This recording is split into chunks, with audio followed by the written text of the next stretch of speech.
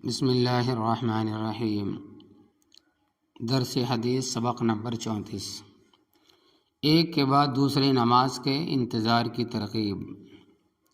حضرت ابو ہریرہ رضی اللہ تعالیٰ عنہ سے روایت ہے کہ نبی کریم صلی اللہ علیہ وسلم نے ارشاد فرمایا کہ تم میں سے جب تک کوئی نماز کی وجہ سے رکا ہوا ہے اس وقت تک وہ مسلسل نماز ہی میں ہے، اسے گھر جانے سے نماز کے علاوہ کوئی چیز نہیں روک رہی۔ بخاری کی ایک دوسری روایت میں ہے، تم میں سے جو کوئی نماز کی وجہ ہی سے رکا ہوا ہے تو وہ نماز ہی میں ہے، اور فرشتے اس کے لیے دعا کرتے رہتے ہیں، اے اللہ اس کی مغفرت فرما، اے اللہ اس پر رحم فرما، جب تک وہ نماز کی جگہ سے نہ اٹھ جائے یا اس کا جب تک وضو نہ ٹوٹ جائے۔ ایک شخص نماز کے لیے مسجد میں آیا اور نماز میں ابھی دیر ہے اور یہ انتظار میں بیٹھ گیا، تو چونکہ اس کے یہاں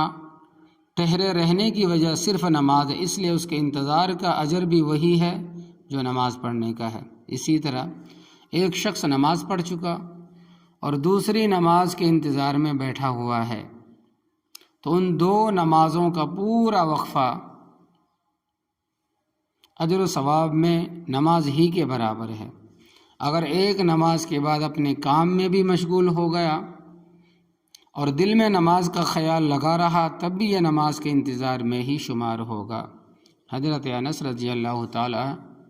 عنہ سے روایت ہے کہ نبی کریم صلی اللہ علیہ وسلم نے ایک رات عشاء کی نماز رات کے ایک حصے تک مؤخر فرمائی، پھر نماز کے بعد نمازیوں کی طرف چہرہ مبارک کر کے ارشاد فرمایا کہ لوگوں نے نماز پڑھی اور سو گئے، اور تم جب تک نماز کا انتظار کرتے رہے نماز میں رہے، یعنی نماز کا ثواب ملتا رہا۔ بخاری کی روایت ہے۔ حضرت انس رضی اللہ تعالیٰ عنہ فرماتے ہیں کہ یہ آیت تتجافی جنوبہم عن المضاجع، جس کا ترجمہ یہ ہے کہ ان کے پہلو خوابگاہوں سے علیحدہ ہوتے ہیں، اس نماز کے انتظار کے بارے میں اتری جس کو اتما یعنی عشاء کی نماز کہا جاتا ہے۔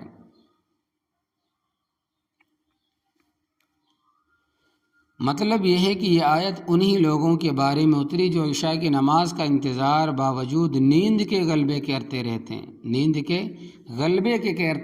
ہیں، اور سونے کے لیے اپنے بستر پر اس وقت تک نہیں جاتے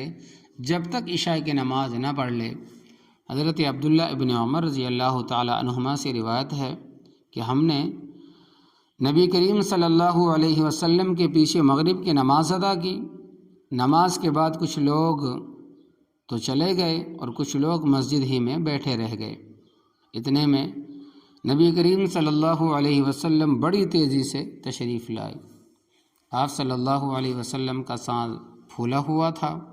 اور تہبند گھٹنوں سے ہٹ رہا تھا، جس کو سمیٹ کر آپ نے پکڑ رکھا تھا۔ آپ صلی اللہ علیہ وسلم نے ارشاد فرمایا کہ لوگوں خوش ہو جاؤ، تمہارے رب نے ابھی ابھی آسمانوں کے دروازوں میں سے ایک دروازہ کھولا ہوا ہے، فرشتوں کے سامنے فخر کے ساتھ تمہارا تذکرہ کر رہا ہے کہ میرے بندوں کو دیکھو، ایک فریضہ ادا کر کے دوسرے کے انتظار میں ہیں۔ ابن ماجہ کی روایت۔ حضرت ابو ہریرہ رضی اللہ تعالی عنہ سے روایت ہے کہ نبی کریم صلی اللہ علیہ وسلم نے ارشاد فرمایا کہ ایک نماز کے بعد دوسری نماز کا انتظار کرنے والا اس شہ سوار کی طرح ہے جس کا گھوڑا اللہ تبارک و تعالی کے راستے میں انتہائی دبلا ہو چکا ہو اور وہ بڑے جہاد میں ہو۔ داؤد بن صالح کہتے ہیں کہ مجھ سے ابو سلمان نے فرمایا کہ اے بھتیجے، جانتے ہو کہ آیت اصبرو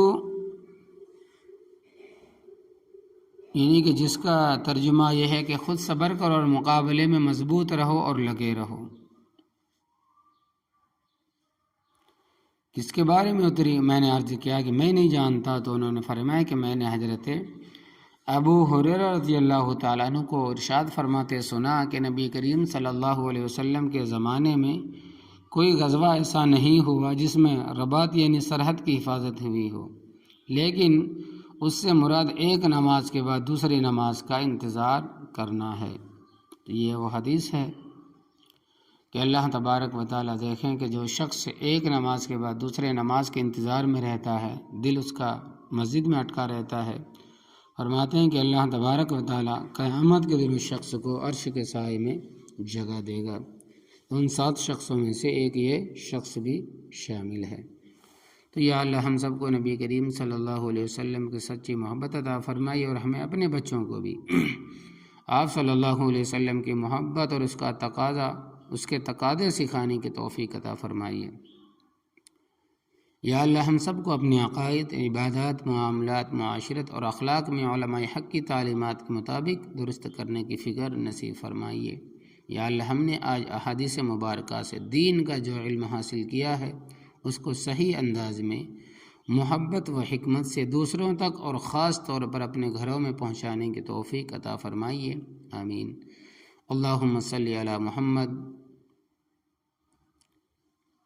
نبی الامی وعلی آلہ وسلم تسلیما۔